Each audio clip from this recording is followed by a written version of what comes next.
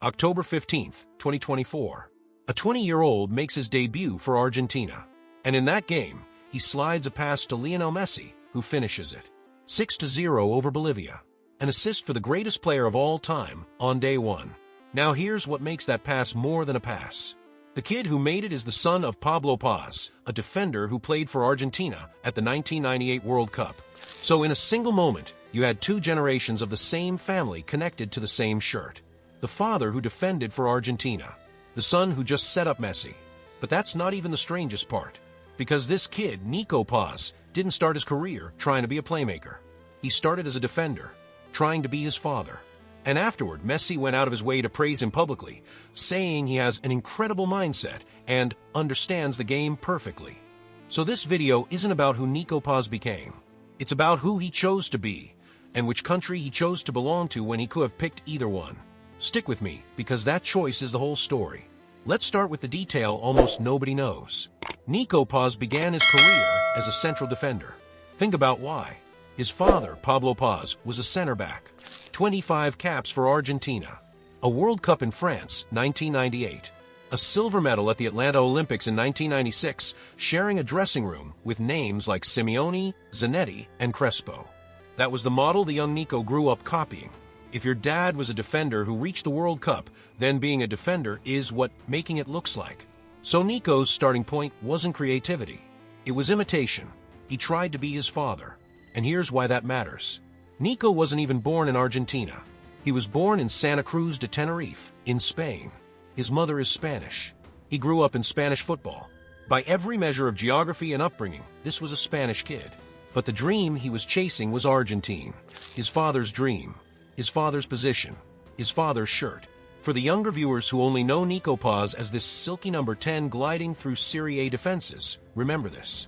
He didn't start there. He started at the back, trying to be someone else. Hold on to that, because the gap between where he started and where he ended up is the entire point. To understand why his story is unusual, you have to understand the machine he walked into, Real Madrid's academy. La Fábrica, the factory.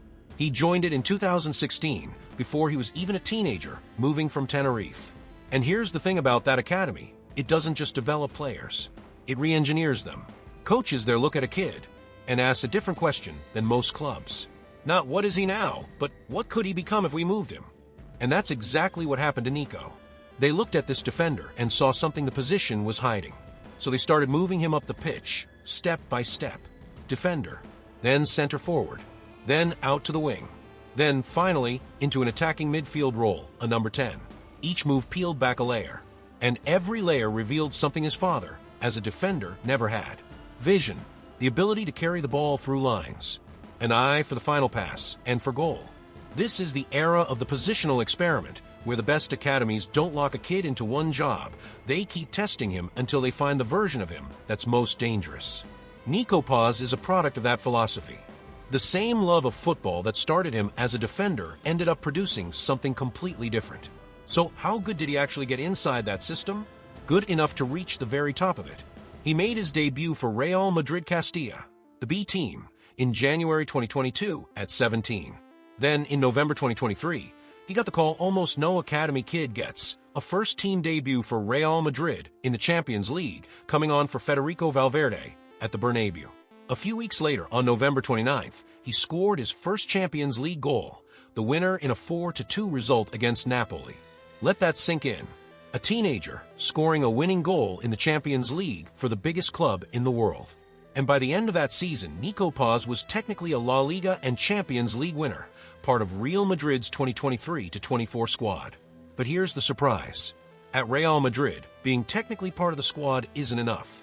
The attacking positions were an impossible traffic jam, some of the best forwards on the planet ahead of him. A brilliant kid can sit on that bench for years and slowly disappear. Nico had a choice to make.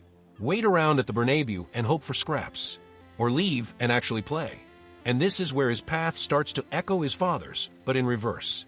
Pablo Paz built a solid, respectable career, mostly in Spain, as a defender who got his big stage at a World Cup. Nico had the glamour early, Real Madrid, Champions League, and then made the harder, humbler decision. He walked away from it to find somewhere he could truly grow.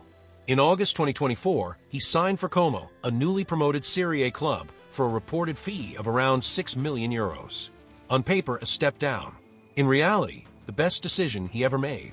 Because at Como, he met the man who did for him what Guardiola once did for Thierry Henry. Cesc Fàbregas. Fàbregas, former Arsenal, Barcelona, Chelsea, a World Cup winner with Spain in 2010, is now a young coach building something at Como. And he took Nico Paz and taught him to think the game one level above its speed, to slow the picture down, to make decisions before the ball even arrives. Fabregas's own words about him: he's a special player who needs the freedom to express himself. We mustn't turn him into a robot. He's a champion. And the results were immediate and undeniable.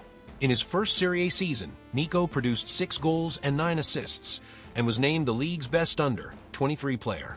In his second season, he doubled his goal tally, scoring in double figures, delivering signature moments, a free kick, and an assist on the opening day against Lazio, a goal, and an assist as Como beat Juventus for the first time since 1952. He was named Serie A's Rising Star of the Month twice, and its best midfielder. Here's the number that tells the whole story. He dragged Como, a club whose preseason goal was simply to survive, into a 4th-place finish and into the Champions League for the first time in the club's history. And this is the crucial part: the validation started arriving from the highest authorities in the sport. Roma legend Francesco Totti said the one player who intrigues him most is Nico Paz, that he has what it takes to become one of the best players in the world. His Argentina coach, Lionel Scaloni, said that if Real Madrid have a buyback option, I wouldn't think twice. And then, of course, Messi. After that debut assist, Messi didn't just nod politely. He publicly pointed to Nico's mindset, his reading of the game, and specifically credited Fàbregas, my friend, as key to his development. When the greatest player of all time takes the time to explain why a 20-year-old is special, the football world listens. But here's the twist that reveals how badly even the smartest club can misjudge its own talent.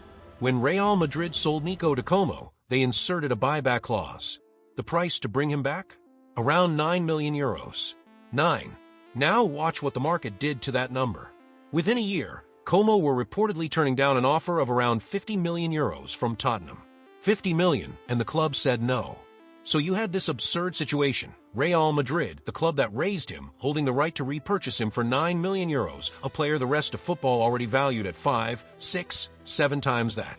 The deal got so lopsided that the clubs reportedly had to restructure it, pushing Real's future buyback option up toward 80 million euros to reflect what Nico had actually become. And this detail isn't just about money. It's about perception. The most sophisticated talent factory on earth, La Fabbrica, developed this kid, then let him go for a bargain because even they didn't fully see what Fàbregas would unlock in Italy. The club that made him underrated him. It took someone outside the machine to reveal his ceiling. So step back and look at the paradox. Nico Paz started out trying to be his defender father. Real Madrid transformed his position but underestimated his value. It was Fàbregas, not the factory, who turned him into a 80 million euros creative force. Every institution that touched him got part of the picture. None of them got all of it. He kept becoming more than anyone's planned for him. And now, in 2026, he faced the biggest test of that, on the only stage his father ever truly conquered. The 2026 World Cup. Argentina, defending champions. And Nico Paz, the youngest player on the roster, right in the middle of the most emotionally loaded question in the sport: who comes after Messi? He arrived nursing a knee issue, working his way back. In the group stage, against Algeria, he got his World Cup debut in the most symbolic way imaginable, coming on as a substitute for Lionel Messi himself. The kid who assisted Messi on his international debut was now, literally, replacing him on the pitch at a World Cup. Passing of a baton in real time. Then came his first start. With the group already won, Scaloni rested Messi for the final group game against Jordan and handed Nico the number 10 role. No pressure, kid. A whole nation peering into its post-Messi future through one 21-year-old. And here's where I'm going to be honest with you, because the fairy tale version would lie. It didn't go well. Nico looked at times lost. He called for the ball but couldn't impose himself. He skewed a big chance badly wide, and he was substituted on the hour. As he came off, the man he passed was Messi, going the other way, back onto the field. The press was blunt. He'd failed the audition. But here's the reframe. That's the exact weight this whole video is about. Being the next Messi has broken dozens of players. And Nico Paz at 21, carrying his father's shirt and his idol's expectations, ran into the same wall so many have. One bad night at a World Cup isn't a verdict on a career. It's the first real taste of the price of the dream he chose. Because remember, he chose this. And that choice is the part that matters most. Let's go back to where we started. Nico Paz was born in Spain. Spanish mother. Raised in Spanish football, shaped by a Spanish academy. Spain's youth setup, by most accounts, never truly came calling. Argentina did. And he said yes, to honor his father's legacy, to wear the shirt Pablo Paz wore at the 1998 World Cup. Identity, for Nico, wasn't an accident of birth. It was a decision. He looked at two countries he could belong to, and he chose the harder, more emotional one. The one that connected him to his father. And that's the paradox this channel exists to sit with. Nico Paz started trying to be his dad, a defender, an Argentine, a World Cup player. He arrived at that same destination, Argentina, a World Cup, but by the complete opposite road. Not as a defender, but as the most creative playmaker of a generation. Not by accident of birth, but by deliberate choice. The father reached the World Cup by defending. The son reached it by creating. Same dream, opposite journey.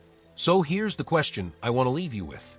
When a son sets out chasing his father's dream and reaches the very same place, but by a completely different path, as a completely different kind of player who actually fulfilled the dream. The father who started it, or the son who finished it his own way. I genuinely don't have a clean answer. So tell me yours in the comments. Did Nico Paz complete his father's story or write a new one? I want to know where you land.